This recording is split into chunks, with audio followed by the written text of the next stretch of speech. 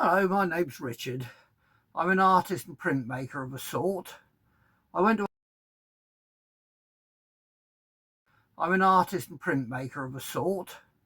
I went to art college in the 1960s, which was very lucky for me because I was rubbish at everything else at school. Plus, in those days, it didn't cost you anything, which was a huge advantage over now. I studied graphic design, or as it used to be called, commercial art, which I personally rather prefer. What they did fail to teach us at art college in those days was how to get a job. That probably hasn't changed much either. My CV is rather unusual. I worked as an architectural draftsman. I got that by putting an advert in the local newspaper saying I'd do anything. It was that or a building site, and I'm not very big, so building site was probably not the best option. I worked after that as a labourer in a sawmill. I was a bit small for that too. I swept up for the MOD. Sounds quite exciting. It's not a kind of James Bond. It was a broom and a bucket. Um, I ended up going somewhere else and doing flowcharts with a pencil, which were sort of like computer programs. I didn't know what they meant, or I just drew ellipses and decision boxes, never understood it. But that led on to me becoming a technical illustrator. Now, I had no training in that, so I went to college one day a week and eventually got my city and guilds in technical illustration, which was quite interesting. It was quite a fun job. I quite enjoyed it. I did lots of overtime, um, and eventually that led on to me doing sort of PowerPoint illustrations. Now, yeah, I'm one of the evil swines that inflicted PowerPoint on lots and lots of people over the years. I was blooming good at it too. There isn't much I don't know about PowerPoint. Um, that led on eventually to me moving a couple of 100 miles up country to do business graphics. And eventually that expanded, and I was running a graphics department, and that led on to doing brochures, exhibition design. What else did I do?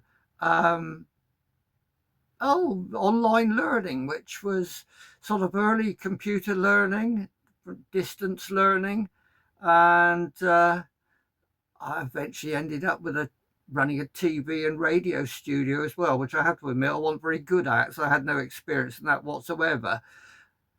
I stayed there because it was one of the most beautiful parts of the country, in a beautiful historic building with beautiful gardens, and I stayed there for 23 years until I retired. Now I'm going to tell you a bit about my printing press. I made it because I'm a cheapskate. I found bits of wood in a skip, and I bought the bits of metal in a local do-it-yourself shop, and some threaded bolts and a few nuts. I borrowed the idea from some commercial presses I saw, which looked quite good, apart from the fact that one this size would have cost about £200. Now, you know me, I'm a cheapskate.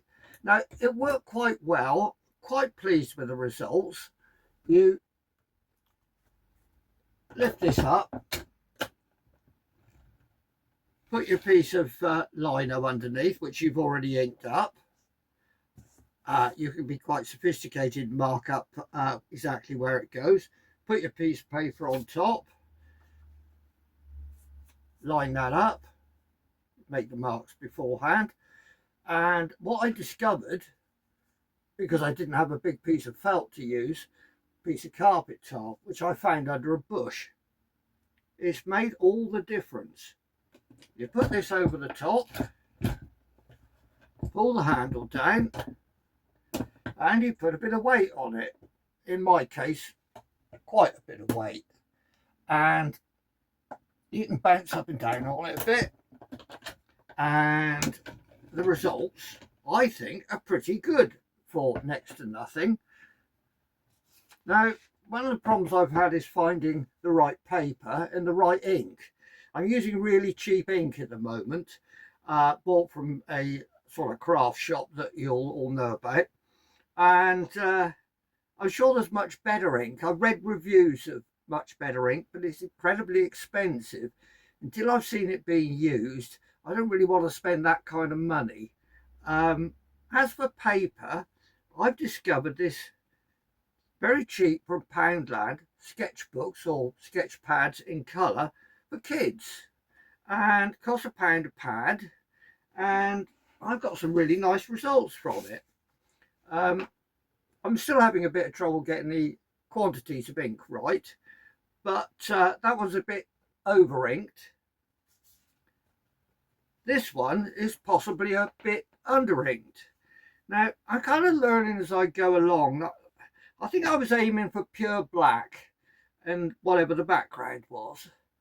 And I'm picking up bits of where I didn't carve it quite deeply enough, and slightly grainy bits in the middle. Now, at first I thought, how am I going to sort of improve on that? And the more I've looked at it over a few days, the more I think, well, if I really wanted it black, I should have done it on an inkjet printer or a laser printer. But this is hand printing. Every one of these is going to be slightly different, and they're going to look hand printed. And if they didn't look hand printed, why would I go to all this bother? I could have just done it on a computer. Anyway, I'm kind of learning to live with the graininess and a bit of squiggly bits in the background, and I quite like it. If you're interested, I'll come back and I'll show you some of the other little projects I've done.